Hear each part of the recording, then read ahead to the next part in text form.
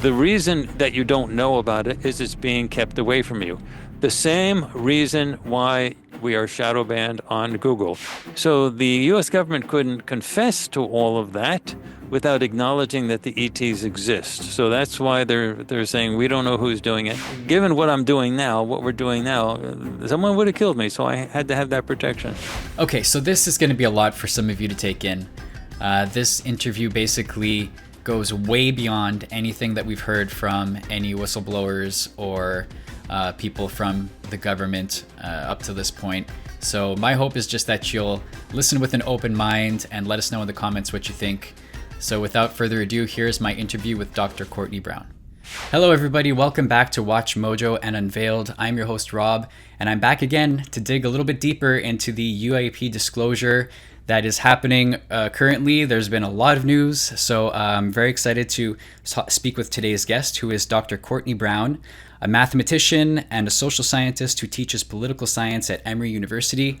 And independent from his work at the university, Dr. Brown is a leading scholar in the field of remote viewing and the founder of the Farsight Institute. So, Dr. Brown, I'm really excited to speak with you about this. These are some fascinating topics. Thank you for joining us today. Hey, it's my pleasure. Great. Maybe you could get us started by just telling us a little bit about your background. How did you get into the field of remote viewing, and maybe even just define what is remote viewing for anybody who may not be familiar with it? Remote viewing is a mental process. Many people in the casual conversations call it psychic, but it goes way beyond that because it's very highly structured if it's done well. But remote viewing is a perceptual process that uses the mind across time and space. The U.S. military originally developed remote viewing procedures that were used for espionage purposes. It was very successful, but when they realized it was going to come out, they wanted to keep it out of the mainstream. They wanted to keep it out of mainstream science in particular. So they released some remote viewers that they had been working with into the public and allowed them to teach. And that was the goal, to keep it within the New Age bookstore fringy community so that the mainstream science would stay away from it. I, however, saw it, and I actually interacted and saw, people like two-star generals and other than that, interacting with this. So I knew it was real. I had already gotten my tenure. I'm a mathematician that works within a social science program. So, but I don't do anything dealing with remote viewing or UAPs or anything like that at my university. There I teach math and other courses in a social science program. But outside of that, I work with the Farsight Institute. The Farsight Institute, or just Farsight, Farsight, is the absolute largest and biggest, best venue, because it's the only venue where you can get full public projects that actually show what the remote viewing process is all about. So when I learned the military approach to remote viewing, I wrote two books, actually one book using it exactly and another book modifying it. But it worked. It was very interesting, but I wanted something that had more structure to it. So we developed our own procedures at Farsight that were derivative of the original military procedures, and that's what we use today. But to give you a basic idea of how remote viewing works, everybody has the capability and potential, but there's a reason why people don't do it naturally or automatic. I can get into that at some point. But I have a pen here. So when you're looking at this pen, you're looking at it through the ocular image of your eyes going into the brain. And then the neurologists, the people who study brains, found out that it's as if it's being projected literally onto a layer of cells that act like a screen, like a movie screen, a layer of cells in the brain, this picture, and it's very bright. Now, if I take the pen away, but I say bring it back in your memory and you remember it, you can still see the pen in front of me, but it's more translucent. It's not as bright and solid and opaque as this one, but you can still see it in the memory. Well, the remote viewing image is dimmer, foggier, fuzzier than the remembered image. So there's three levels of perception. One is through the eyes, that's bright, hard, opaque. One is memory, same type of thing, but not quite as opaque, translucent. And then the remote viewing stuff. Remote viewing is something that we have researched the science of it a lot. I wrote a book about it and some articles and things like that, but this is my book, Remote Viewing: The Science and Theory of Non-Physical Perception, which explains the physics of it. And what remote viewing is capable of doing is transferring information across time and space, because all humans, all life is a composite thing. So we have a non-physical part and a physical part. The non-physical part is who we actually really are. We don't use the word soul or spirit. We use the word isbe, someone who is for the purpose of being. And the isbe, everyone is an isbe. You are an isbe, I am an isbe. We animate these physical bodies that are just devices.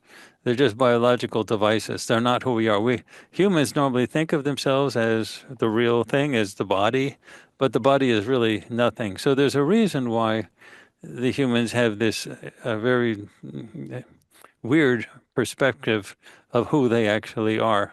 But that's a longer, more complicated story. But the basic idea is when we saw the original military stuff, I wanted to develop something better. Now, one thing I do want to say up front is that we have had actual direct extraterrestrial contact since I was a kid. This is not something new, but we kept it secret and we didn't let anyone know until January of 2022, when the extraterrestrials told us we had to do everything public and we had to come up completely everything. So the procedures that we use now were helped by the extraterrestrials themselves. I tried to modify the original remote viewing procedures of the military, and I just didn't get it. I couldn't really make an advance on it. And the ETs were the ones who actually nudged us, like a graduate student mentor relationship, told us what to do, and they became much better at those procedures. So that's true of the entire Farsight thing. So Farsight is who we are. We are the largest, I can say the best, because we're the only place where you can get full public projects. We have our own streaming service called farsightprime.com, which is totally equivalent on a technical level to Netflix, Hulu, Disney, Paramount Plus, whatever you want. It's got the largest collection of full remote viewing projects that you can find anywhere. When we do remote viewing, we have our own studios. They're really good studios, actually, top of the line cameras and everything like that. We use green screen, we use special effects, the whole thing. But the point is, all of our remote viewing is done under totally blind, scientifically defensible conditions, and it's really fun to watch. So it's cinematically fun to watch, but at the same time, it's totally defensible with respect to science. Everything is done totally blind. We use what we call instrument blinding protocols, which we consider better than blind or double blind. And what we do is we have these sessions where the viewers do their work. We don't actually use paper and pen, but that's what we say, paper and pen. They actually use tablets. So we're a paperless company, but you can call it paper and pen. That's what they used in the old military days. So they use paper and pen first, and then they continue their session as a last step on video, and using really interesting things like $6,000 plates of optical glass in a black environment where it looks like they're writing on space in the middle of the universe someplace. It's really good. Plus we use green screen, but all of the work is done totally solo and blind for when they're on the video. When they're on video, not only is it solo and blind, but there's nobody else in the studio. Period. I mean, the doors are closed. It's just the remote viewers. So when we do projects, we have multiple people doing the same target.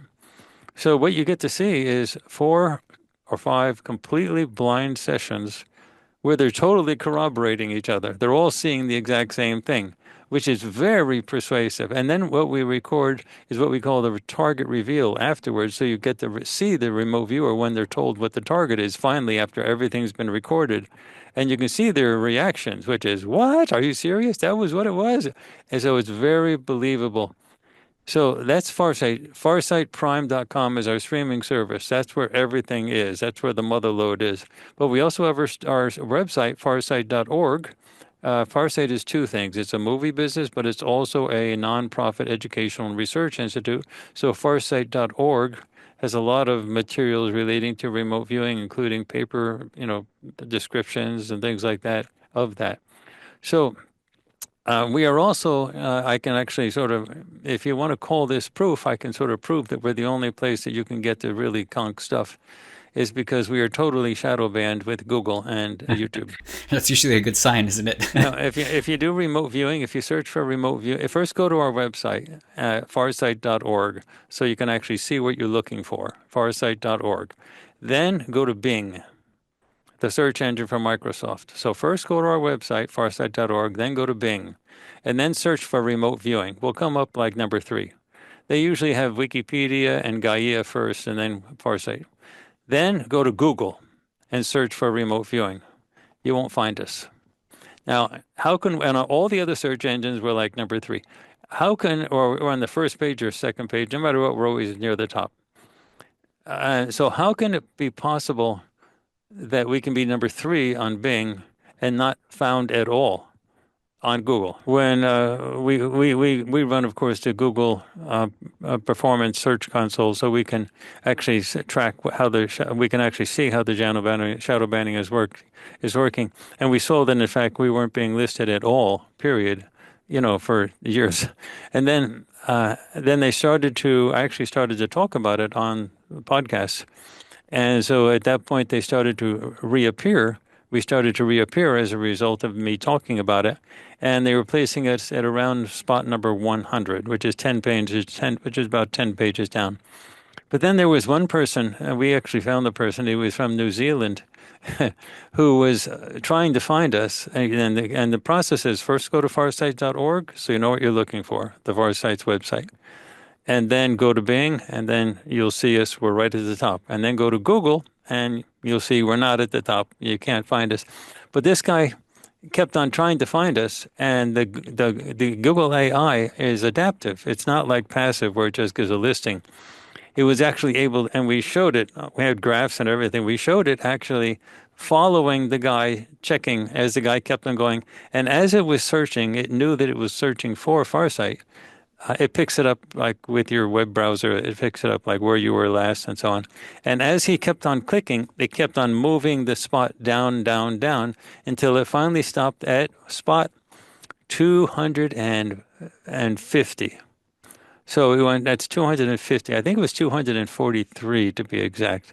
So that's about 10 spots per page. So that was at the bottom of page 25. And it finally stopped there because it could see he kept on. We actually found it was a guy from New Zealand, and he actually communicated with us afterwards. So we actually found out who it was. But he was trying to find it to demonstrate it to his coworker, and the Google AI was actually adapting and staying one step ahead of him as it finally stopped at 243. So that's how it works. That's how shadow banning works. No other remote viewing group or set of people or anything is shadow banned at all, period. Nobody gets shadow banned if they're not doing squat, if they're not doing anything. The only reason people get shadow banned is because people in the powers that be, the authorities, don't want you to find something. Mind you, now if you do a search for Farsight, of course we come up at the top. But the interesting thing is Google knows perfectly well that Farsight is remote viewing. In fact, if you search for Farsight or Farsight remote viewing, it's very clear that it does associate Farsight with remote viewing. And again, none of the shadow banning happened before June of 2022. It happened on that specific moment. So, but that's sort of, if you're a conspiracy theorist, that's the proof that you need that we're the only place that you're really finding good stuff, it's important stuff, because that's the only place that someone like the most powerful search engine on the planet keeps you from seeing. And it knows perfectly well. It's literally impossible for us to be number 3 on Bing and all other search engines and not found at all on Google. So something's obviously there. So we have a strong educational mission with regard to teaching remote viewing, with regard to knowing what it's all about. But also we have a huge mission in terms of showing people how it's done, so they can watch the entire process, so they can actually watch the people describe their data and the projects that we have. We have way over 100 projects on every possible topic that you can imagine. There's nobody that understands the concept of remote viewing or telepathy better than what we have, and it's all public. We have no secrets. So it's a really exciting time to be watching both the extraterrestrial phenomenon, but also remote viewing. Definitely, there's a lot to unpack there, but I want to take things back to the military practices, the history and the origins of this, because you mentioned that this goes back decades. It was used for espionage, but what were the practical purposes of remote viewing? And this is with the knowledge that there are tons of declassified documents that are very easy to access online about the CIA, the government, using remote viewing practices and other similar like psychic phenomena. They've detailed these things. There hasn't been admissions that we've used them for XYZ. Most of them have been like failed experiments, so to say, or presented that way. But to your knowledge, what have been the most prominent practices of remote viewing and other such abilities within the military dating back to the beginning? Well, the U.S. military was involved in a number of different processes for doing this. The most well-known is individual sort of approaches to remote viewing. That was done, for example, by Joe McMoneagle. And then there was also the sort of a standard process which was developed by Ingo Swann called CRV, or controlled remote viewing. And that was in the very early days. And the actual steward, person who is sort of the granddaddy of the CRV process right now, is Lynn Buchanan. And he's a great guy, and he's on our board of directors, in fact. So we really love how he handles the CRV process. It works great. It's perfectly fine. And it was done back in the early days, and it's he preserves it. He's made some modifications of it, but he preserves it in its essential form. However, for what we do at Farsight, we wanted to do different things with it. So the military remote viewers were being used for espionage purposes. That's why the military invested money in it. Now, what you can get is documents saying that the unit existed. In fact, one of our former, he is no longer with us now, but he died quite a ways ago, was Michael Duvall. And Michael Duvall was one of the top 5 people in 2 presidential administrations, both the Nixon and the Ford administration. He was one of our board of directors.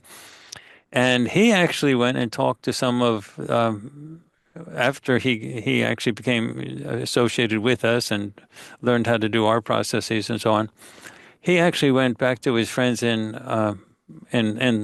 Washington. I'm not sure which ones are still alive now, so I'm hesitant to name them, but they're famous people that were around in the Reagan administration. He went back to these people. These are like the very most famous people in the Reagan administration type of things. He went back to his friends and he asked them about that. And like the former head of the Defense Department, he asked him about it, and it was very clear. They were friends. They were talking, and they said, "Oh, we have no problem with remote viewing. We have some issues with some of the former guys that left, but now we keep everything secret." But they were very, very clear with Michael that the remote viewing process was not something they were having any doubts about. So what you're not getting is what they did is they closed down the military unit, made it public, sent the guys into the New Age bookstore community, and hoped that would be the end of it. Then me doing it as a professor in a major university, and I was well known. I used to teach at a whole bunch of places like UCLA, University of Michigan, Ann Arbor as a mathematician and so on, in social science programs. That was not something they were expecting. So that was something new, and that's one of the things that sort of helped bring remote viewing into the limelight, so that people can if our work wasn't there, it would be very much suppressed or kept within sort of the fringe New Age late night radio type of area. But we do it, and we do also get help, as I mentioned before, from extraterrestrials, and that's the military used to. We had some communications in the early days. They used to be fascinated by that. They couldn't figure out why we were actually having direct contact. I mean, like real contact, like the ET is there, that type of contact. And so that was very interesting to them. Half of the military wanted us closed down, burned off the face of the earth, and other half of the military wanted us kept around and protected. So the reason I'm talking to you today is we've not been wiped off the face of the earth. The other half, so one half is keeping us around and offering us some protection. I can't prove that, but you should be able to put two and two together. Any major group that starts focusing on the extraterrestrial phenomenon or remote viewing typically gets closed down as soon as it starts getting anything large. They're really good at closing such groups down, but we're not, and they allow us to do what we're doing, and they find some value in it. Otherwise, we wouldn't be allowed. Also, we're given some protection from the extraterrestrials themselves, but that's another story. But anyway, that's sort of the long and short of the history of remote viewing. The military guys mostly are getting pretty old. And so they're sort of phasing out. But Farsight is filled with young people, strong, and they're the most experienced remote viewers that you can find anywhere, and highly trained. And we spent years training them using our procedures and so on. But anyway, you can see basically everything on farsight.org, and then you go to our streaming service, farsightprime.com. And also there's a lot on our YouTube channel, which is just Farsight on YouTube. So if you look for us on YouTube, you can find us, but you have to look specifically for us. If you just do searches for like remote viewing, it's not easy to find us. I want to tie this in for our viewers to something that is being circulated right now, because this is a lot to handle. There's going to be some people watching this who have a hard time with this information. And so I want to anchor it into something that is being circulated right now. There is a military whistleblower named Jake Barber who has done interviews, or at least one interview with News Nation that was released recently.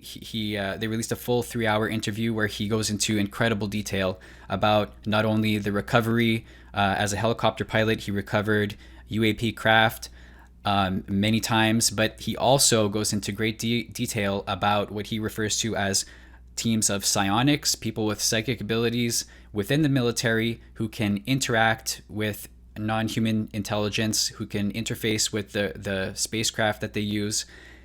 And I would like to get your feedback on that, because those are some claims that people have never heard before from somebody of his stature within the military. So can you give me any comment on that? What are your thoughts about his story? Well, you're talking about a recent, actually, set of interviews done by Ross Coulthart on News Nation. That's one word on YouTube. People can find it. And Ross Coulthart has been probably the most aggressive UFO, UAP investigator that's out there. And News Nation is to be commended. They really give high visibility to these things, as well as being one of the most respectable, non-biased news sources on all types of topics that are out there. So this is bringing a lot of credibility to the entire thing. Now, with regard to the specific thing that you were talking about with Barber, Ross Coulthart actually interviewed a lot of people who knew him and were associated with him as well. So he was talking with, colonels and lieutenant colonels and various upper level people that were vouching for him and also had their own experiences within the military. And these are firsthand experiences. One of the complaints that was made with early whistleblowers that were coming out, like David Grush and Lou Elizondo and so on like that, were that they were talking about things that they had heard or that people that they had interacted with in the military, but they weren't people that had hands-on experience with the actual ET craft and so on. So that's what this new stuff is with Barber that you're talking about. He was an actual helicopter pilot that was sent to go to pick up the ET craft after they crashed, and that's sort of the next phase.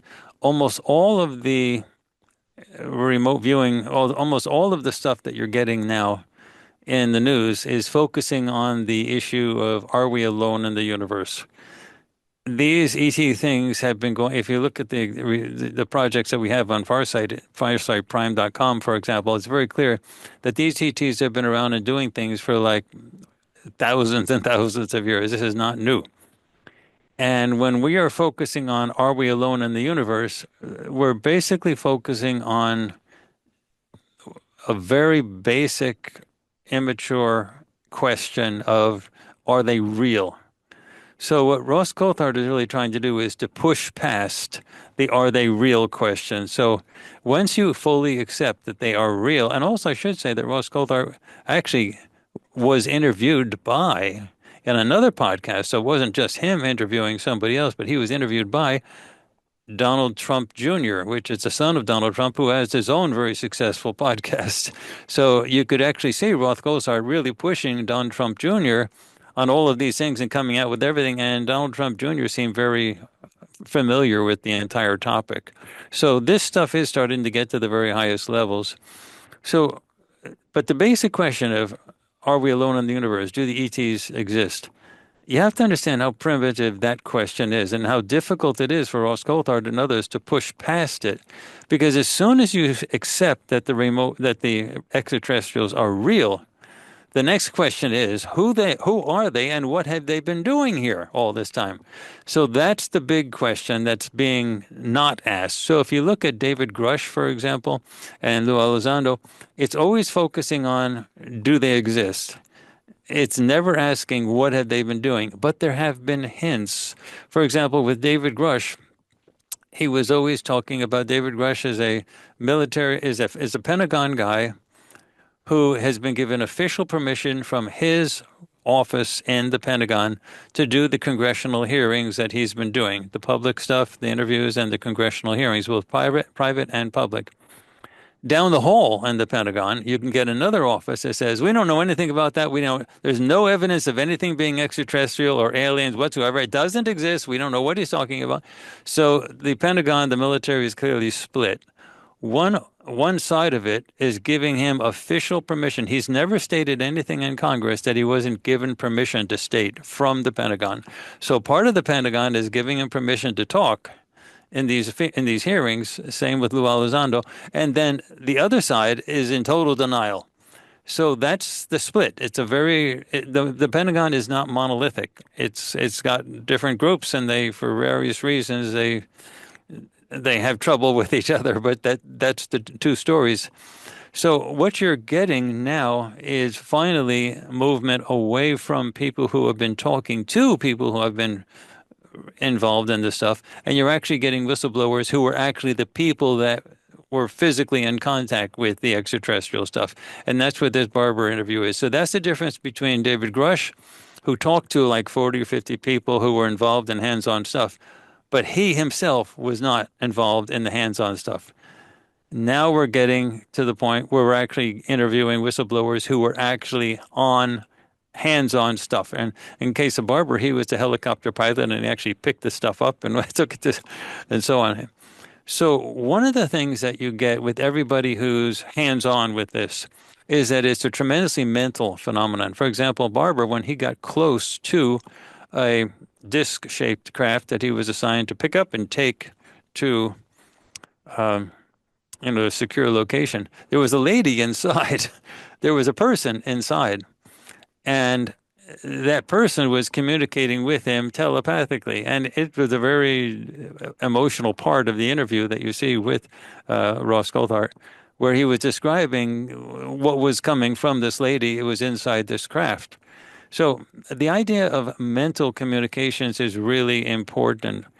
We have, of course, at Farsight, gone way beyond all of this, which is one of the reasons we're still doing this. The military gets a lot out of what we're doing because we have actual direct physical contact with the extraterrestrials.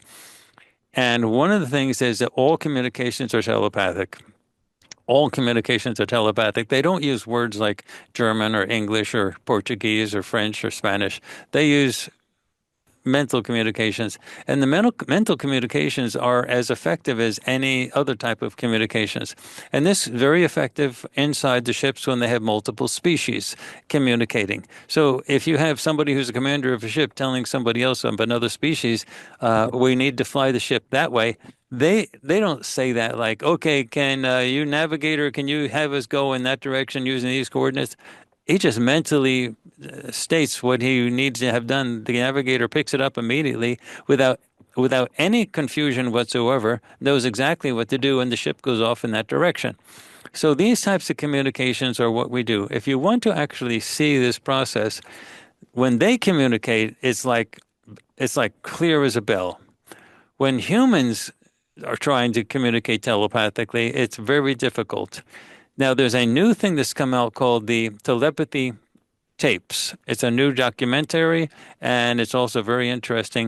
It has a person at Harvard that's working with it, and it's a very good thing. So if you see the documentary or any of the YouTube programs about it, what they've been doing is working with autistic kids whose physical brain isn't working so great. So it doesn't have the ability to sort of dominate the process. And then they're demonstrating that those kids have absolutely clear telepathic capabilities. Their telepathy works so well because the physical brain doesn't work so well. But those kids can literally tell you letter by letter of what other people are reading or looking at. The telepathy is not in the slightest bit ambiguous. It's as clear as looking at something with your own eyes under totally controlled conditions. So that's a very good thing to start with, looking at the Telepathy Tapes project to see sort of how that works. So you can sort of ask, which I'll go into a little later, I think, not right away, is why humans don't have that capability normally. But the ETs do have that capability. Farsight is somewhere in the middle between normal humans that don't have any of that capability and the ETs themselves they rely on telepathy as their sole means of major communication. Now, some of them in their different special groups can use vocalizations, language, and things like that. For example, there are groups that speak German, things like that. But in general, any type of cross-species communication is telepathic. And when you're dealing with these ET groups, you're dealing with huge levels of species, and all of the communication is telepathic. So, but within the large groups, there are people among subgroups that actually do use some vocalizations and language out of habit or whatever. But but basically speaking, telepathy or psionics, as you're talking about, is important. Now, what you're talking about with regard to psionics is something that was discovered, that people who are telepathically, mentally talented can actually draw in the UFOs and actually get them close, and then, and so on.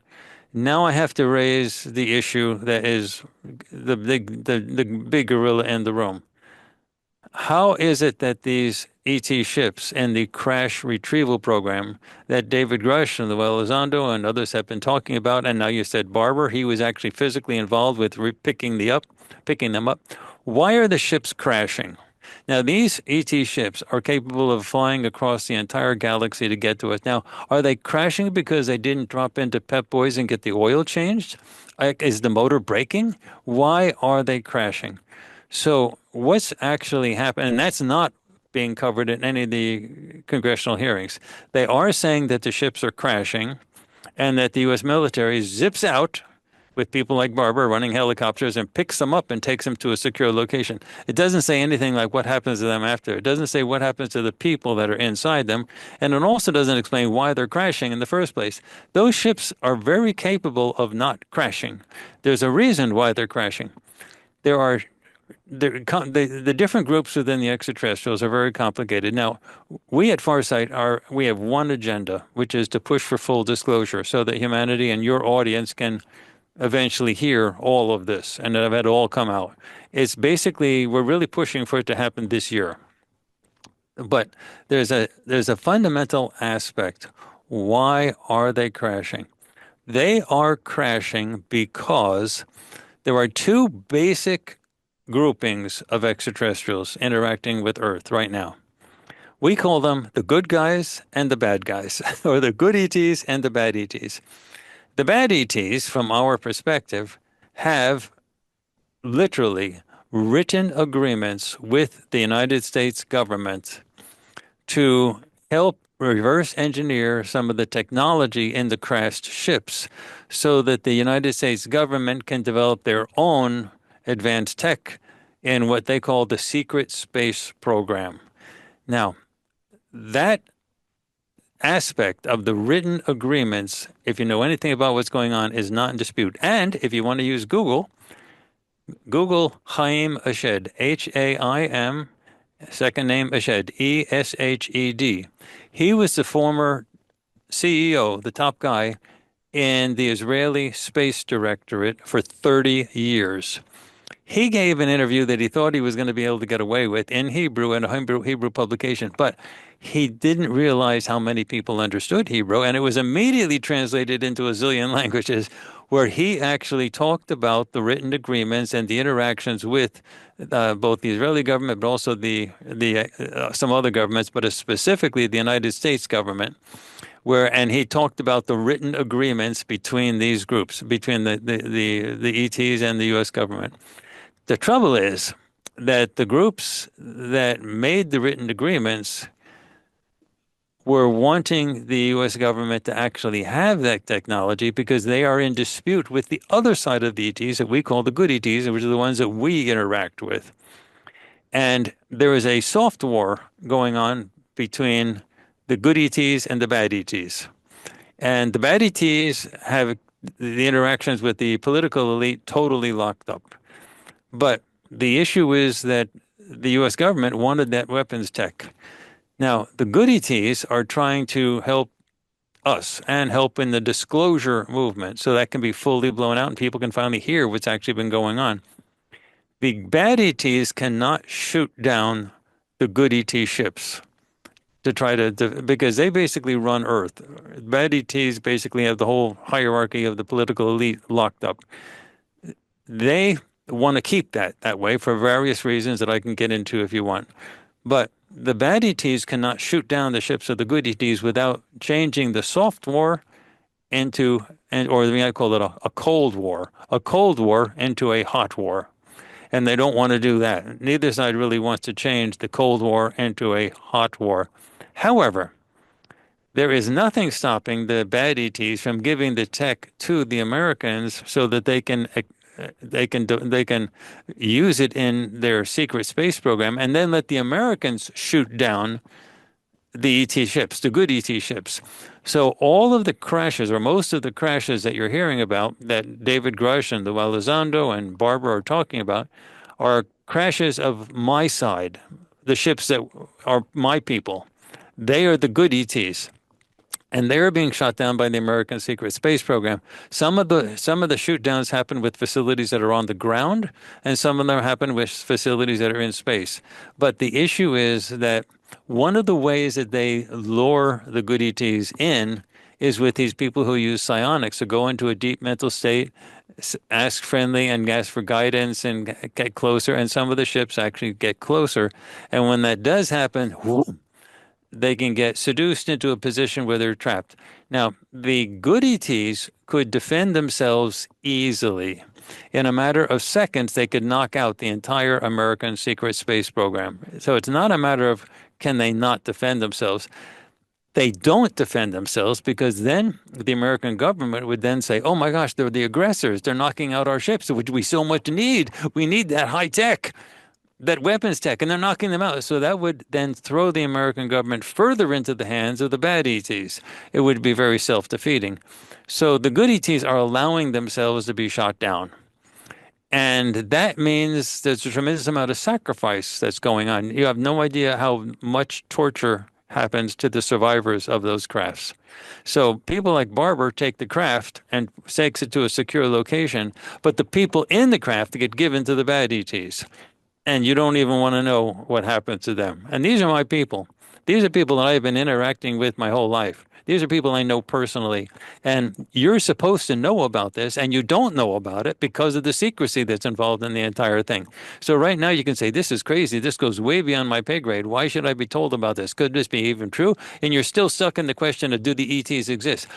Just get past the question of whether they exist, and then everything else I'm talking about makes total sense. If they exist, then they've been doing stuff. What the heck have they been doing? That's the question.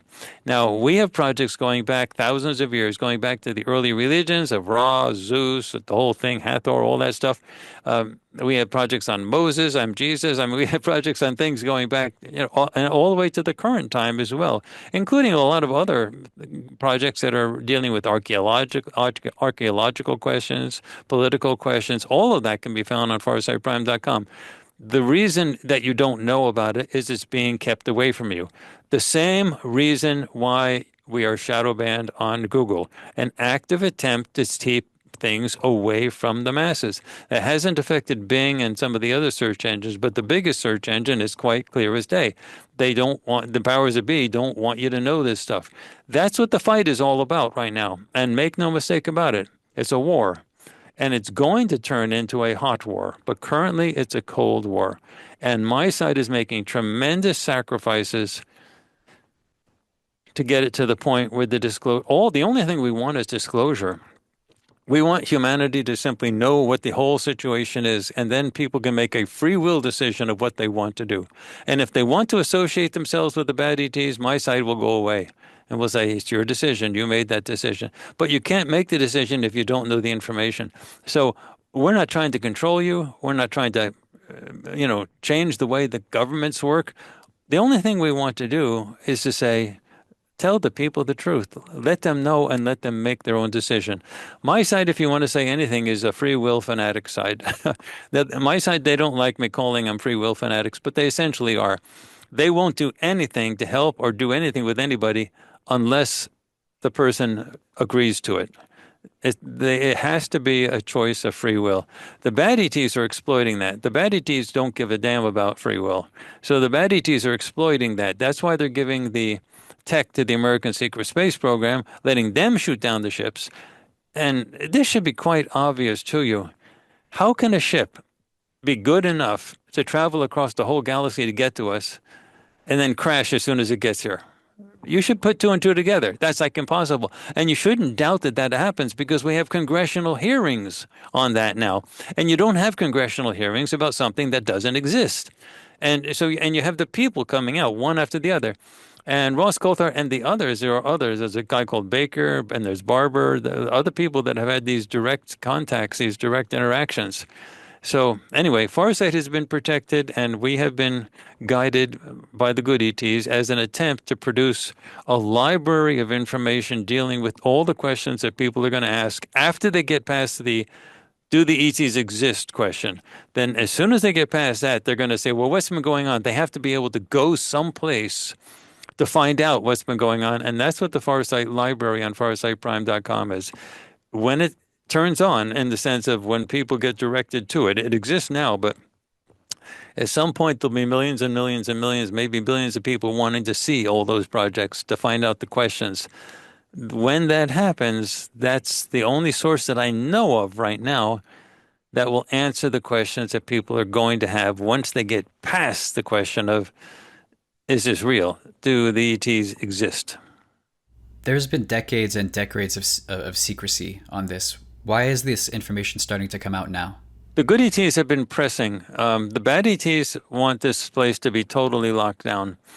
If you look at how the bad ETs operated things when they were just left by themselves and the good ETs were not involved, you have to go back to the pyramid building days of Egypt when you had everybody chiseling away with rock.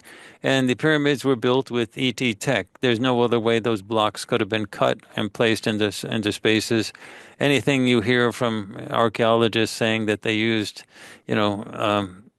logs to roll the blocks on, that's crazy. I mean, those blocks some of them are 80 tons, and they're cut with a precision that you can't stick a human hair in between them from quarries that are zillions of miles away and brought to the place and placed specifically in those spots. We could not make the Egyptian pyramids today. So, it was made with ET tech at the time. And we have, of course, a project on that. That one's totally free on YouTube, and that's called the Great Pyramid of Giza. And you can actually watch what actually happened to make that thing. So then there was some military conflicts between new ET arrivals that didn't like what the bad ETs were doing. They ran this place as a prison. long story short, there was a huge galactic war. You might call it a large galactic holocaust that was worse than anything that's happened on Earth. And it's over now, mostly. The two sides are not actively fighting anymore. But at that time, Earth was set up as a prison. And that's what was going on. And then, more recently, about 1,500 years ago, there was some, actually it started back in the actual pyramid building days, so it was happening early. There were some conflicts between good ETs that were coming by and saying, this is crazy, this is ridiculous. And they disrupted the bad ETs from operating the way they wanted, which is a complete slave society that worked with rock. And the bad ETs started to do work behind the scenes, manipulating things from behind, changing religions so that if the Greek and Roman gods, which had things going really nicely, didn't work anymore, then they modified Christianity to have saints and so on like that. They had a saint for every substitute. For every Greek and Roman god, you had a substitute saint doing something. And it eventually boiled down into religions that started out to be really interesting, but they ended up being, if you don't get down on your knees and beg for forgiveness, you are going to be burning in the fires of hell for all eternity, which is crazy stuff. But that they wanted this control mechanism over humanity. And then, there's been pressure from the good ETs who have been totally locked out of the power structure, the elite power structure.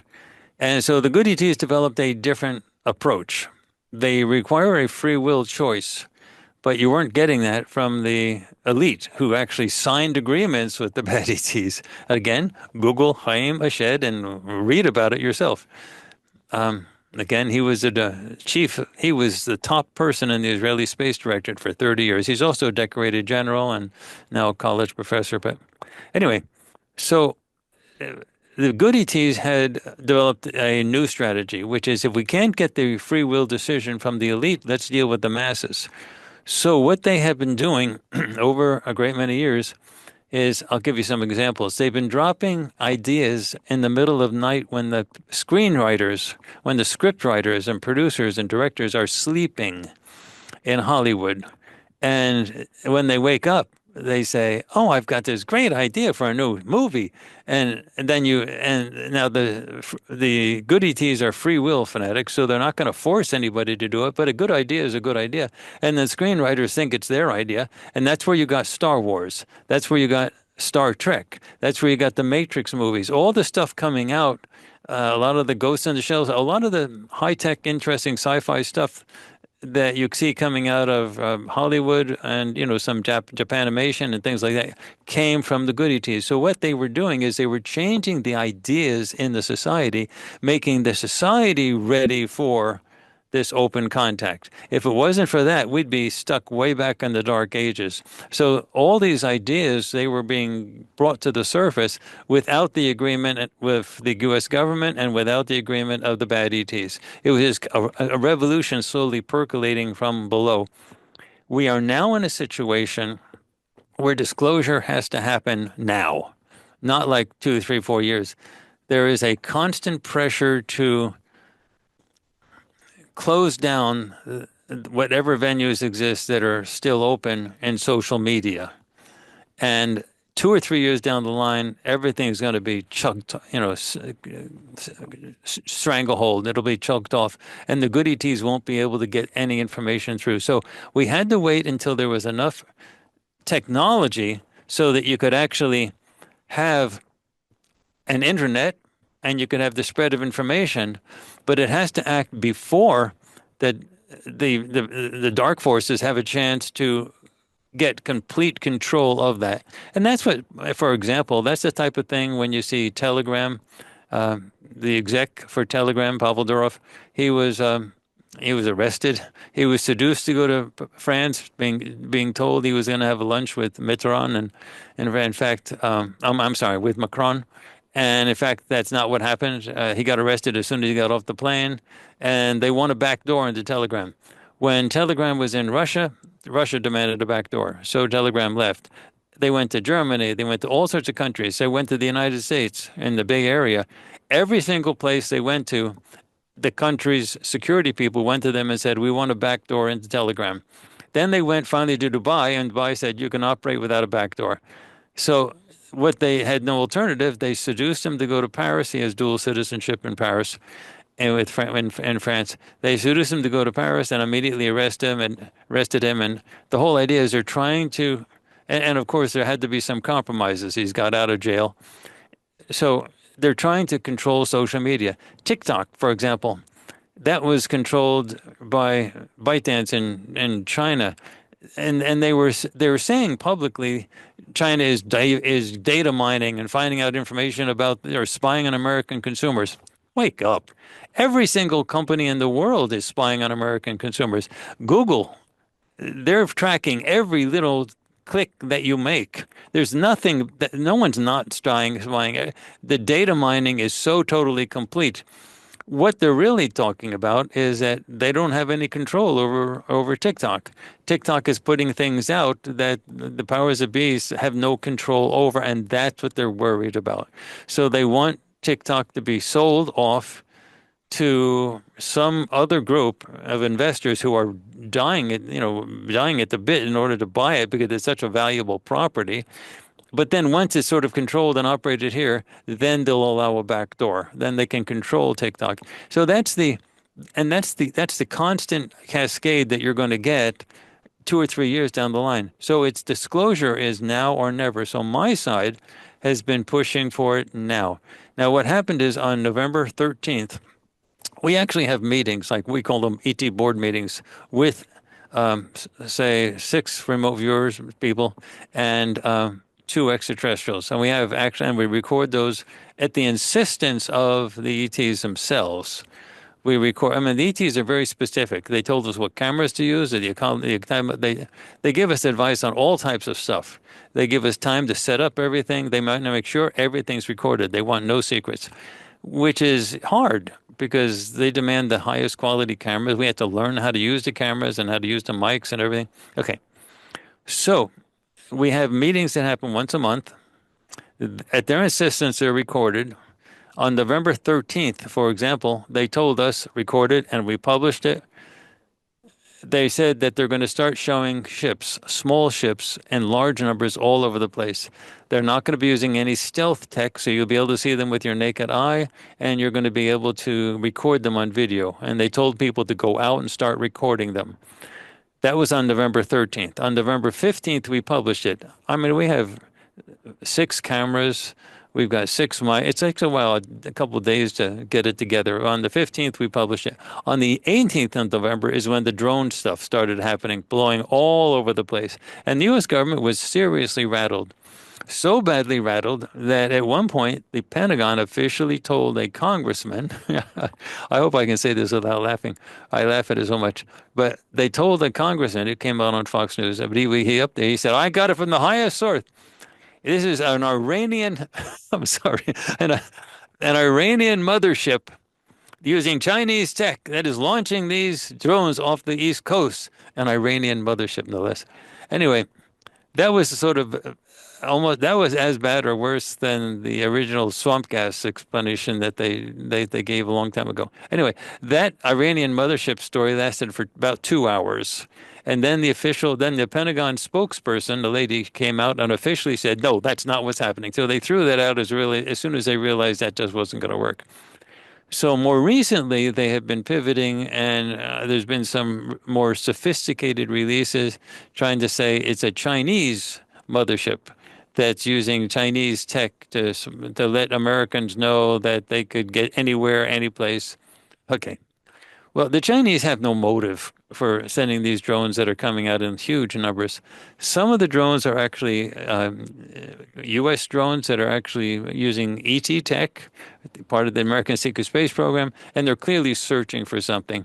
But a huge number of these things are actual ET ships that we announced were going to happen. The meeting was on November 13th. We published it on the 15th, and on the 18th is when the drone thing exploded all over the world. Everywhere all over the world, over Africa, over Asia, over London, and then you have it over restricted airspaces. And these ships, they stay up for, normal drones can stay up for 20, 30 minutes. These drones stay up for 7, 8 hours, and everybody can see them, and you can actually see them, and they're actually video recordings of them shooting at each other. So sometimes there's disputes between. There's clearly ET stuff going on at the same time. So that's what's really going on right now. The drone stuff is still occurring. The next meeting we had was in mid-December, and we published that. And the big message from that was that the ships are going to become bigger ships. Now, the actual drone stuff is actually still ongoing, but the powers that be have managed to push it off the front pages, so to speak. So it's not being reported as much. But the actual drone footage that you get on on Instagram feeds and things like that, they're there as much as now as they were before. The U.S. government ones are clearly looking for stuff, and that started also after we at Farsight started to publish remote viewing projects dealing with threats to domestic security, big threats with big stuff. They're looking for weapons of mass destruction, missiles and things like that. And so some of that is going on right now. So the U.S. government couldn't confess to all of that without acknowledging that the ETs exist. So that's why they're saying we don't know who's doing it. You can imagine the U.S. government, officially Pentagon, saying we don't know what it is. We don't know who's flying them.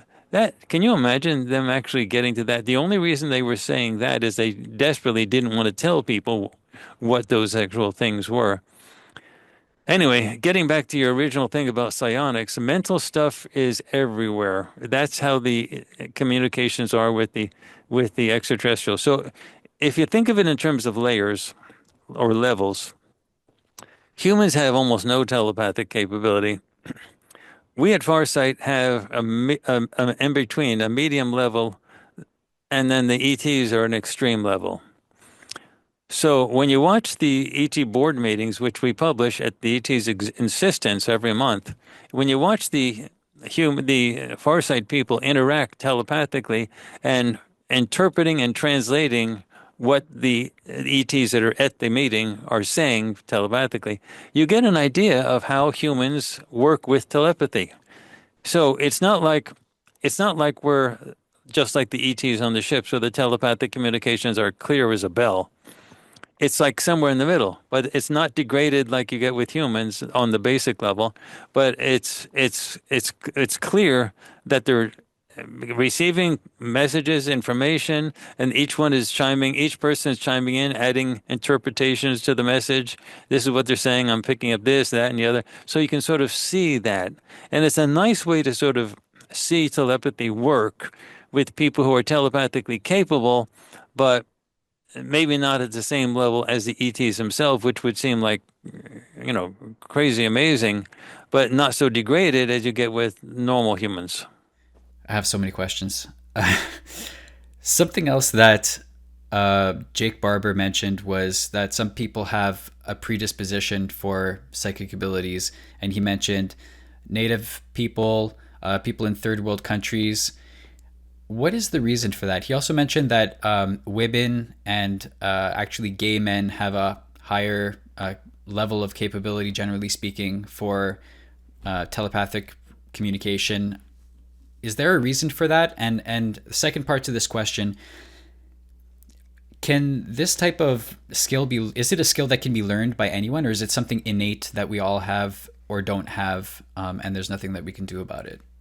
Differences that you're going to find with different groups are all dependent upon the culture. Some cultures are just simply more open to intuitive ideas coming through, so they don't throttle it down. They don't stop it as much as before. But this is basic for everybody. So let me explain why the telepathic question that you're asking is being asked in the first place. This planet has been run as literally a prison for thousands of years. And how is a prison run? It puts people in the prison and it doesn't let them get out of the prison. Now, it's a psychological prison. It's not a prison with bars, but that's how advanced prisons in the galaxy are operated. What happens is we don't use the word soul or spirit. We use the word ISB. Everybody is an ISB. You're an ISB. I'm an ISB. Everybody's an ISB. And an ISB is someone who is simply for the purpose of being.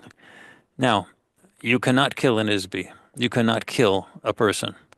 You can kill the body, but you can't kill the person. The person's ISB is the real person. You can not kill an ISB, but you can deceive an ISB. You can lie to an ISB. You can trap an ISB. You can enslave an ISB, but you can't kill the ISB. So it used to be in the galaxy that death was a means of transportation. Someone dies and then they say, okay, I'm getting out of there. If it wasn't a nice place to be, and they go someplace else. However, how do you stop that in places? Now, if you remember the former Soviet Union, people used to try to get out of the former Soviet Union.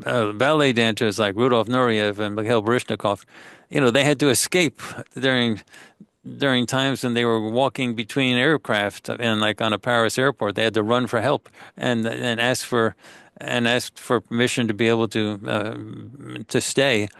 So, totalitarian, authoritarian societies try to keep people in and not let people out. So, with regard to authoritarian, totalitarian groups within the galaxy, it would turn out to be the same way. They would lose their entire population. Every time a person died, they would just go someplace else. So they had to stop that from happening, and that involved technology. So what happens is when somebody dies, the normal process, in fact, the normal process elsewhere in the galaxy is when you die, it's not a surprise. The body simply stops functioning. You pop out of it, and everyone can still see you. You can see them.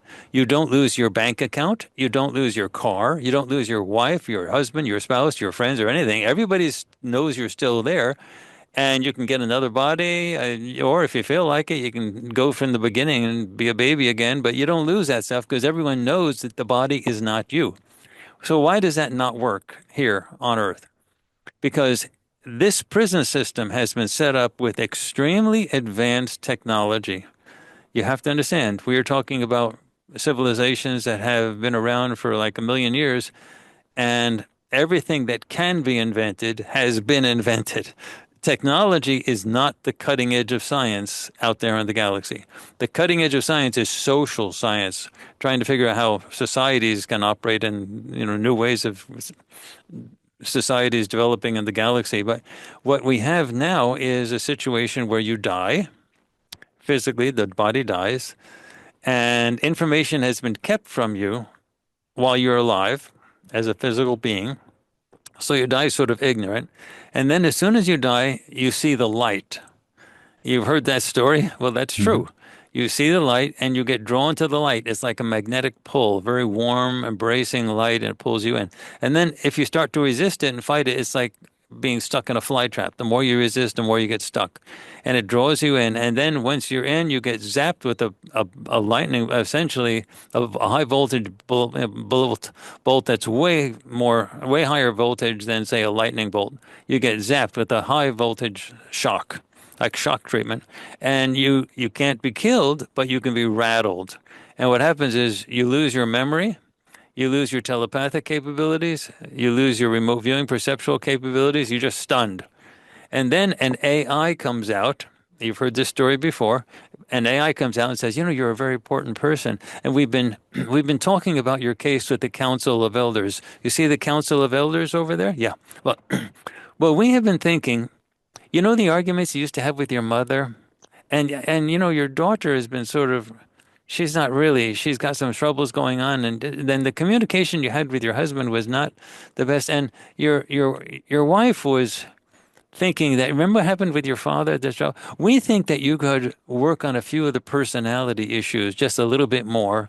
And we think if you went back and just sort of struggled and worked on these personality issues, you could really become sort of perfect. But it's up to you. It's a free will. You can decide for yourself. Well, without memory, without telepathic capabilities, without perceptual capabilities, you inevitably say, sure, sounds good to me. I'll go back and work on a few of the fine points of my personality, and then you go back in. So when you see the light, that's tech you're looking at. You're looking at tech. You're not looking at God. It's technology. And so that cycling back and back and back is what keeps everybody here. It's extremely difficult to get out of that situation. However, And the technology itself is very difficult to dismantle, but you have to both find it and you have to then dismantle it. So that, and you're talking about very advanced civilizations that were able to put it up, and they obviously didn't put it up in places that could be easily found. That would defeat the whole purpose. So they designed it so that even advanced civilizations would have trouble finding it. So that's what actually is going on. That's why the entire human population is so dumbed down with respect to telepathy. They get born here and they're still stocked. They're still shocked. They don't have their telepathic capabilities or their remote viewing capabilities. So some cultures encourage more open interaction with intuition, but it has nothing to do with genetics. Some cultures are just a little bit more open to that. The remote viewing process, however, can be trained to anybody. And you saw with the telepathy tapes, the project that's come out, you have autistic kids that are very severely mentally, you know, set back, yet they have perfect telepathic capabilities. So one of the, when you're, I'll give you another story. One of our remote viewers is someone called Yeme Genet. And I met her when she was a model, and she was a nude model that artists used to gather around and draw sketches, and photographers used to. And she was blind. Not completely blind, but legally blind. And she could not read something that was written unless she brought it within 2 or 3 inches of her eyes with these huge, thick glasses on. So she could not see she was beautiful. She was a nude model. And she had, artists and photographers surrounding her all the time. She had to develop her telepathic skills to survive because she couldn't tell by looking at people that they were good people or bad people. So she had to use these telepathic skills. Well, I realized that if she could be a remote viewer, she would be a star because she looked great and she was great on camera. The only problem is she couldn't see, but otherwise it was great. So we started to work with her and teaching her remote viewing. Her telepathic skills were just right off the scale, just like with the autistic kids. I mean, with the telepathy tapes, you can see that project. So her telepathic skills were right off the charts. And then we took her to a doctor not too long ago, like a few years back. And she had a very expensive eye operation. And she has better eyesight than you or me or anybody I know now. She can see if she was an eagle, she'd be able to see the prey a mile away. I mean, she's really great now. So, and we paid for that. We paid for her eyes to be fixed. And, all right. So what happens now is, though, because she already had those telepathic skills, she didn't lose them. So now she can see, but she can also read minds like that. So, that's the type of thing. It wasn't because she's African American. It wasn't because of her skin color. It wasn't because of, what her sexual orientation or anything like that. It's because she was blind and she needed to rely on that. And she developed those capabilities, just like the autistic kids developed these capabilities in the Telepathy Tapes project. I would imagine that our Western lifestyle doesn't encourage anybody or very few people to explore developing these capabilities. What do you have to say about this, the way that society has kind of developed in the modern world and the way that these ideas are not generally accepted by the masses and kind of pushed aside? It's by plan. They're trying to do it. This is a suppressed understanding that is suppressed all on the level of governments all throughout. People, the authorities, which ultimately, remember, the bad ETs have direct interactions with the elite. They don't want people to know this. And when they knew the remote viewing capabilities were going to come out anyway, they released some of the remote viewers into the public with the understanding that they'd stay within the New Age bookstore community. They'd stay fringy and it wouldn't get into the mainstream. That was the whole purpose, to keep it out of the mainstream.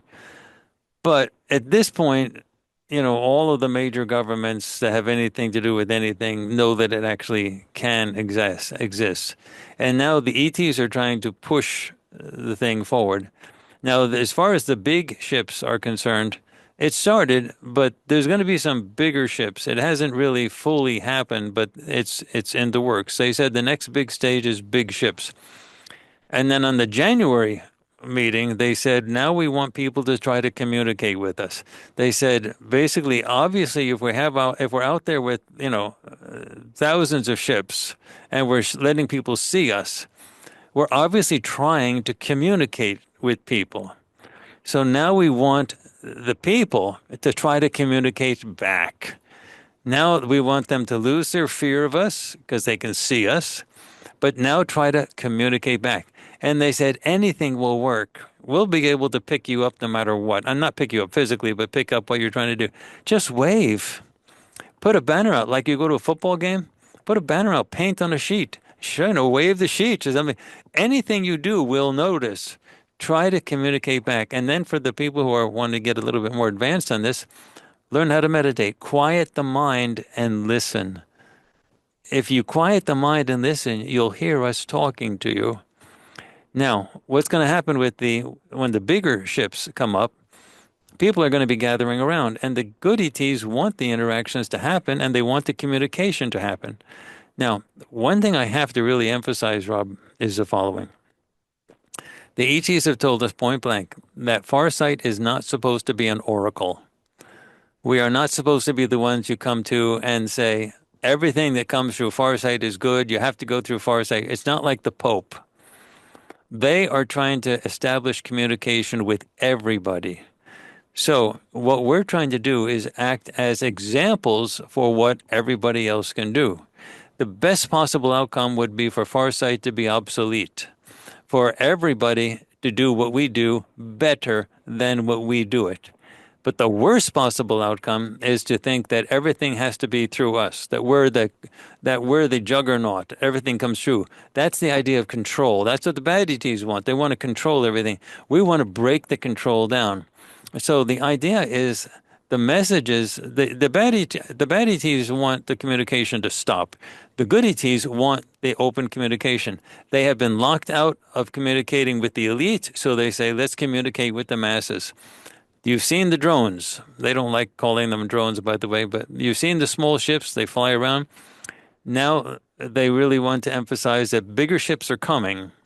There have been some bigger ships that have been visible. You can see them on Instagram pages, but on reels and so on. However, there's bigger ships coming, like big ships. Now, I'm not talking the really big ones like the size of the state of California or larger, but clearly very big ones that you can see that's not a drone. So they're coming, but the step that's before that is now it's communication. So this telepathy stuff you're talking about, or the psionics that you're hearing Barber talk about, that's what they want to get started. And any level to start with is okay. Waving a sheet with some words on it like you're at a football game, waving your hands, quieting the mind, listen, anything will work. They're trying to communicate with you. And when the big ships come, they want people to gather around. They want people to get underneath and nearby and try to speak with them, try to communicate. It's got to be this gradual process. And it has to happen soon. We're talking like this year. It can't happen 2 or 3 years, because in 2 or 3 years, all the social media is going to be choked off and they won't be able to get through to you no matter what. Everything they won't be able to get. The idea is we have to get to the masses. In 2 or 3 years, we won't be able to get to the masses. So you won't be able to get anything. Like, look at the stuff you get in mainstream news. It's garbage. The stuff you get in mainstream news is like ridiculous. It's just not, you're not getting anything real. The interesting thing about some outlets like News Nation on YouTube is they're pushing the agenda. They're getting more stuff out with fewer controls. And that's why you have people like Ross Coulthart appearing in News Nation. You have to say, well, why is that not happening with CNN? Why is that not happening with MSNBC? Why is it not happening with Fox? So the issue is that there's going to be fewer venues where it's going to happen in a few years if disclosure doesn't happen now. So that's what we're trying to do. This year is the big one. Somebody else that Jake Barber mentioned is Stephen Greer, who is a big voice in the UFO UAP community, and one of his big things is his CE5 protocol. That's what he calls the basically meditation groups that can invite UAPs to present themselves and have interactions with them. It sounds like from the things that you said that you subscribe to the idea that that's a thing that's possible and that actually happens, right? It is possible. I have my differences with Stephen, but it is possible, and he's doing a great thing. He's doing a great issue. He's these CE5 things is a valuable thing for people to go out and try to have those types of interactions.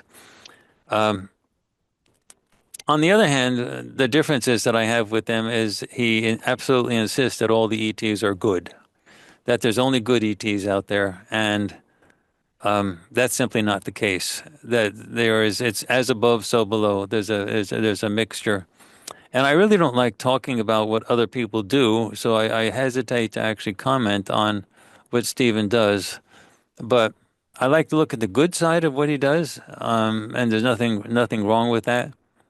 But, the basic idea, and he does try to have some sort of telepathic contact with these ships and sort of bring them in. All that's very good. But on the other hand, it's a very different story that he's telling about what's actually going on. He presents the evil side as mostly the military-industrial complex, the U.S. government, the people that's humans that are trying to throttle all of this, and that if you can just get past that, all the ETs are good and it's the government is bad. That's just not right. That's just not right. The government is divided and the ETs are divided, and there is a war going on. Right now it's a Cold War, but it's going to burst into a hot war at some point. And that's what you get from the Farsight stuff. You get, and also the procedures for communication are very advanced now that we do at Farsight, and we show people how it's done, and we give examples of it working, and you actually can see it in the process.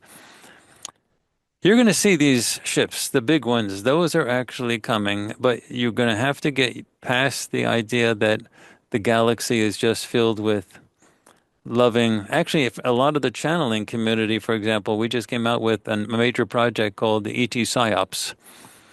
A lot of the channeling community presents the ET phenomenon as the whole galaxy is filled with loving fuzzy wuzzies that are so anxious and waiting for humanity to lift their head out of the sand and embrace their loving brothers and sisters out there in the galaxy and join galactic life.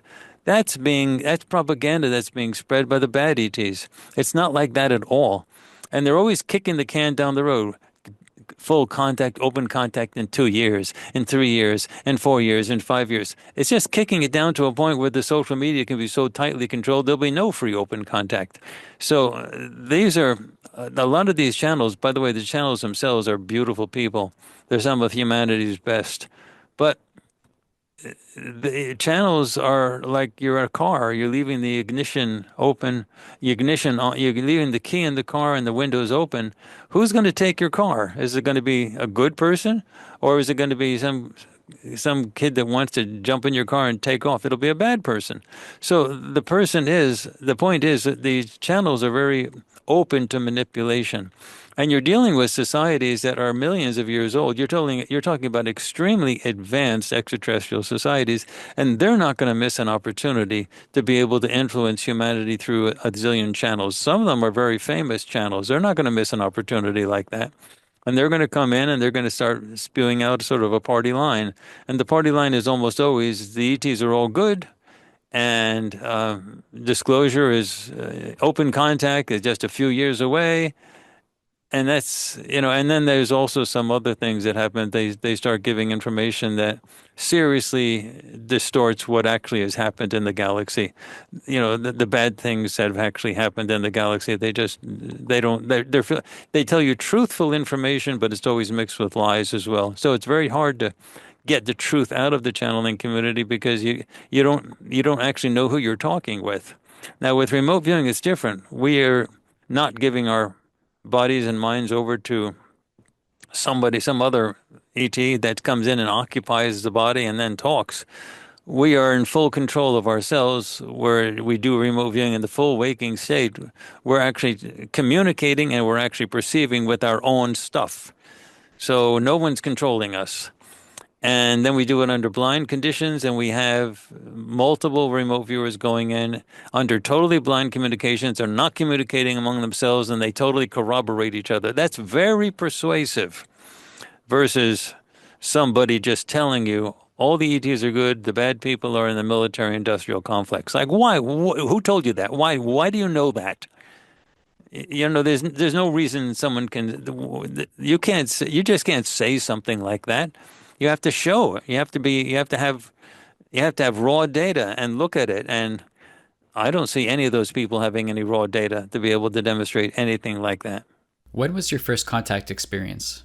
I've been dealing with these ETs since I was born. The difference between myself, my son, and some others is that we came here without being processed through the death traps, which is the amnesia processing stuff that I talked to you. We call them the death traps, whether you get bolted, you get shot with a bolt of lightning and so on, you lose your memory. So we came in here and we were able to regain our memories of who we are and what we're doing. And so I've been dealing with the extraterrestrials since I was a kid. I would have been killed immediately if I wasn't protected. So when I was growing up, I had, you know, the so commonly described grays with the wraparound eyes. Yeah. I had two on my left and two on my right when I slept every single night. They didn't bother me. They didn't abduct me. And this wasn't stuff I dragged up through hypnosis or dream recovery or anything. There was just two on my left and two on my right. And they told me not to tell my mother because it would worry her. But, you know, they were protecting me. And, you know, they were friends, and this is way before Whitley Strieber wrote Communion. This is way before anybody was talking about the Greys. So they were there all the time. And I mean, I couldn't go to sleep without, someone would have killed me. Given what I'm doing now, what we're doing now, someone would have killed me. So I had to have that protection. And then all throughout life, they would be telling me things to do. I had to be born from a human mother. My son had to be born from a human mother. We had to go through the human educational system. We're humans. We had to go through the whole 9 yards. We couldn't just be flown in and dropped into Times Square and then start talking. We had to come through the grind. But normally people don't get here unless they actually come in as prisoners. So we had to go through the whole thing. But then I had to recover all my memories, and then I had to also be told everything. And so they've been telling me what to do since I was a kid. And then when with Farsight, it's gotten to the point where we actually not only were given advice, we were told when to get a studio, where to get the studio, what kind of cameras to get. I mean, and then when it got to be a point when we were supposed to tell people how to make video recordings of cloaked ships, there's cloaked ships all over the place. They're mostly flown by the bad ETs because they don't want you to see them. So they wanted us to know about the cloak ship. So they sent somebody, a very nice person, Lincoln Lounsbury. He was the lead air traffic control person in the Reagan Airport in Washington, D.C. That's the big one, the international one. So he was the guy. He was the lead traffic control person. He's published in the aviation journals. He's also been the traffic control person in the towers and a bunch of other major airports. Anyway, he came to us. Now, he didn't say he came from the ETs, but it was clear without him. Anyway, it was clear from our perspective, it was very unusual. He came to us in this very studio I'm talking to you right now. We have, if I turn the camera around, you see there's monitors all over the place. He came here with Excel spreadsheets, video examples. He told us everything that needed to be done to make recordings of these cloaked ships, because he was air traffic control person in Washington, D.C., and he showed us stuff that was flying over Washington, D.C. That's the most highly restricted airspace in the world. And like, he's the air traffic control person. He was showing us all these ships. He told us what cameras to buy. He told us where to send the cameras to get them converted into infrared, the whole 9 yards. We just had to follow the instructions. Now, we already had we were already guided to use, been told what to use. We already had Panasonic cameras. GH5, so we just had to upgrade to Panasonic GH6s because they had to shoot at 120 frames a second because the ships travel so fast you can't capture them at 30 frames a second. So we had to upgrade to GH6s, which could do 120 frames per second. And then we had to send them to a particular conversion place called Life Pixel, which converted them into infrared cameras. And they did it in a special way. Every camera has a sensor, and the sensor has a filter on top of it that screens out ultraviolet and infrared. So that's what you normally want when you want a good picture. But that sensor had to be taken off, and nothing had to be put in its place, and Life Pixel was the place that did that. So we bought the J6s, we sent them out. Then I set them up on my deck, and my son is Aziz, he said, Dad, just follow exactly everything that Lincoln Lounsbury told us to do. Follow exactly what he did. So we did it. I got 15 minutes of coverage, went down and I put it into Adobe Premiere and started looking at it. Within the first 10 minutes, I had at least 30 UFOs that were clear as day, flying right over my goddamn house. They were as clear as day. They were swooping down. One was the size of like half a city. I mean, one was here. I mean, all these things we were seeing, and they were traveling. Then Lincoln came in, and we had a show that we had on FarsightPrime.com called Identified Flying Objects. He would come in and look at all of our footage, and because he was an air traffic control person, he could identify the speeds that these ships were flying at, and they were flying at 20,000 miles an hour, which is 32,000 kilometers an hour. That's how fast. You could put the Titanic flying over your house. You wouldn't see it if it's flying 20,000 miles an hour. So, and they were like all over the place. And then we had a field day, and we were like making recordings of ships. I went down to a Blue Angels show. Lincoln told us that the UFOs really love air shows. I don't know how he knows all this, but he knew that they love air shows. So we went down and I watched the Blue Angels air show in Pensacola over the Pensacola Naval Air Base. I'm not talking 30. It was hundreds and hundreds of UFOs that were totally invisible in visible light. You couldn't see anything. All you could see was the Blue Angel jets flying around. But in the cameras that had been converted, and we were shooting at 120 frames a second in infrared, they were so many. It was like Times Square up there. It was like all over the place. And if you want to see some of these things, I started putting some of them up on my Instagram page, which is Courtney Brown Farsight, all one word. Courtney, my name, Brown, my name, Farsight, Farsighd. And you can see a lot of these, including, I could even share my screen and show them to you now, but it's so easy to find them. Just go to Instagram, Courtney Brown Farsight, and you can just see a whole bunch of them. So the issue was, we became well known for showing people how to take video recordings anywhere of these ships that were all over the place, but they were all using stealth tech. So what happened in November is the ETs that we work with says, now we're going to start using our ships, but we're not going to use the stealth tech. We want you to see us. And that's what changed. And now what's coming is some larger ships. So when I'm talking larger ships, I'm talking very significantly large ships, like very visible, and not that flying across so you can barely see them if you blink, that you'll be able to stand there for hours and just sort of look at them.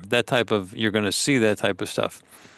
And that's what the bad ETs desperately don't want to happen. So that's the Cold War that's going on right now. But that we had to get to a point where the stuff that came out with Farsight was visible, could be publicly accessed. But now you get an idea why Google shadow bans us.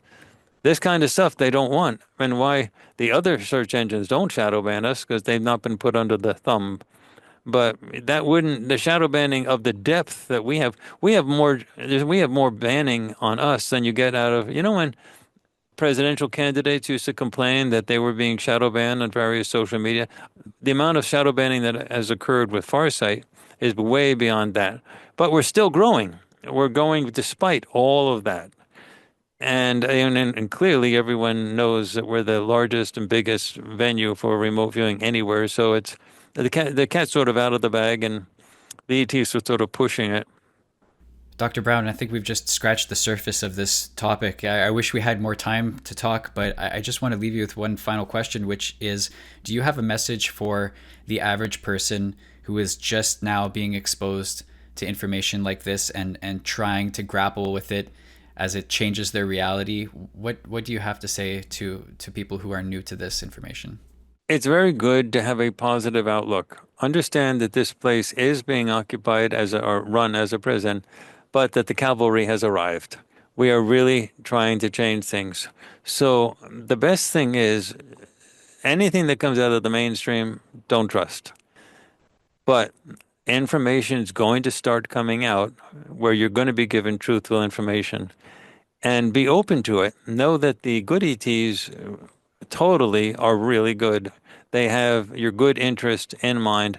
And what you should be looking forward to is learning to differentiate between the different sides, the good and the bad. And so that you can then say, well, who's actually trying to give me the information, all of the information? And the best possible last message to give is enjoy the process. Have fun. This is not supposed to be a scary time. This is supposed to be oh my gosh, this is an interesting time. Finally, the information is getting to you that you've been asking for, that you have been wanting. So this process of openness, open disclosure, open information is something that people in the galaxy have been trying to get to you for a very long time. The show is starting now. Well, I have certainly been enjoying the process so far, and I'm looking forward to seeing what else happens this year. I want to thank everybody who watched. Please don't be shy. Let us know your thoughts in the comments. If you want to see more interviews like this and more discussions on these topics, please let me know. I'd be happy to feature new guests in the future. And if you have recommendations for who you'd like to hear from next, please let me know that as well. So until next time, take care, everybody, and be well. See ya.